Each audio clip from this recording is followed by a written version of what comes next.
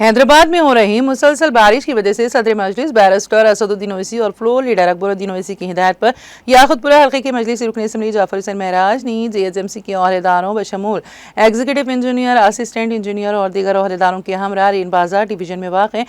London bridge का मुआयना किया। बादशाह मीडिया से बात करते हुए रुकन असम्बली जाफर हुसैन महराज ने कहा कि इस मुआयने का मकसद सूरत हाल का जायजा लेना और भारी बारिश से दरपेश चैलेंजों से मौसर तरीके से निमटने के लिए हिकमत अमली पर तबादला ख्याल करना था। उन्होंने कहा कि JHMC हुकाम के साथ मिलकर काम करते हुए हम इलाके में बारिश से मुतालिक मसाइल के असरात को कम करने के लिए हल तलाश करने के लिए वक्फ हैं। इस मौके पर रेन बाजार कॉरपोरेटर वासिउद्दीन, मजलिस के प्राइमरी यूनिट के अरकान भी मौजूद थे।